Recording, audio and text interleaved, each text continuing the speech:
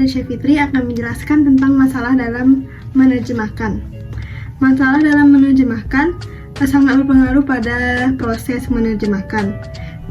Sedikit saja kesalahan pada menerjemahkan akan ada sedikit perubahan makna pada kalimat atau kata yang akan kita terjemahkan.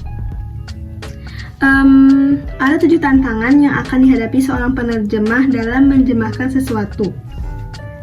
Yang pertama ada ambiguity atau ambiguitas, yang kedua ada idiom, yang ketiga ada untranslatability atau ketak-terjemahan, yang ketiga ada operational syntax, yang kelima ada pragmatic, dan yang keenam ada cultural translation problem atau masalah terjemah budaya, dan yang terakhir ada linguistic translation problem atau masalah terjemahan linguistik.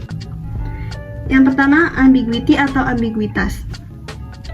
Ambiguity atau ambiguitas adalah ketika satu kata memiliki makna yang ganda atau banyak. Oleh karena itu, seorang penerjemah ambigu atau ragu dalam menerjemahkan kata tersebut. Contohnya ada dalam bahasa Indonesia ada kata bunga. Bunga dalam bahasa Indonesia dapat diartikan sebagai tumbuhan, dan dalam dunia keuangan bunga bisa diartikan sebagai balas jasa yang diberikan kepada bank kepada nasabah. Dalam bahasa Inggris ada kalimat what is this season. Kata dalam season bisa diartikan sebagai musim atau juga bisa diartikan sebagai bumbu masakan dapur. Yang kedua ada idiom, yaitu serangkaian kata yang artinya tidak bisa diartikan secara harafiah. Contohnya keep your chin up. Kalimat itu bisa kita gunakan ketika kita memberikan semangat kepada orang lain. Yang kedua contohnya ada piece of cake. Piece of cake itu bisa kita gunakan ketika kita menganggap mudah suatu hal. Contohnya fasting is just a piece of cake. Puasa itu hanya suatu hal yang mudah. Yang ketiga ada untranslatability atau tidak dapat diterjemahkan. Untranslatability ini adalah kata yang tidak bisa diterjemahkan dari bahasa sumber ke bahasa target. Contohnya dalam kata bahasa Inggris bling. Bling itu tidak bisa kita terjemahkan ke bahasa Indonesia. Namun kata bling dalam bahasa Inggris bisa digunakan untuk mendeskripsikan barang yang mahal atau perhiasan yang bersinar. Tantangan yang ketiga ada operational syntax. Setiap bahasa memiliki struktur atau susunan sistem bahasa yang tersendiri. Setiap bahasa memiliki sintaks yang berbeda. Perbedaan tersebutlah yang menyebabkan timbulnya masalah atau kesalahan pada saat menerjemahkan. Contoh sederhananya dalam kata bahasa Indonesia, kamu makan apa? Sedangkan di bahasa Inggris, what are you eating? Pada bahasa Indonesia, kalimat pertanyaannya berada di akhir, sedangkan dalam bahasa Inggris, kalimat pertanyaannya ada di awal. Contoh kedua ada red dress.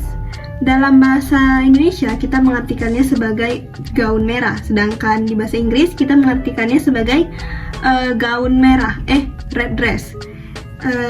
Jadi dalam bahasa Indonesia dressnya itu gaun itu terletak di awal kalimat, sedangkan dalam bahasa Inggris gaun atau dress terletak dalam akhir kalimat.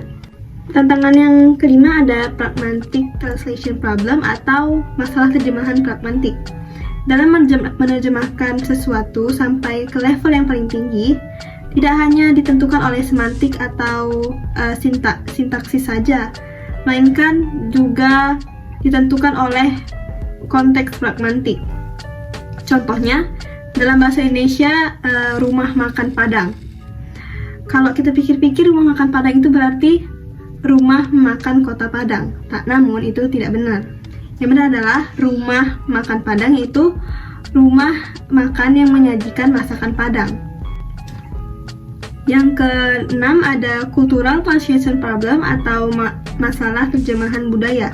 Seorang penerjemah harus memahami budaya dan kultur bahasa yang akan dia terjemah agar tidak ada kesalahan pada saat menerjemahkan. Dan yang terakhir ada linguistic translation problem, yaitu masalah terjemahan linguistik.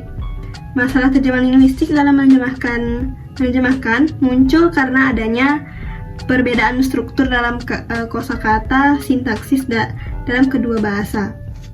Saya akan membahas mengenai pemecahan masalah atau problem solving. Ada beberapa solusi yang harus kita pertimbangkan sebelum kita menerjemahkan. Oke, saya akan membahasnya, yaitu 1.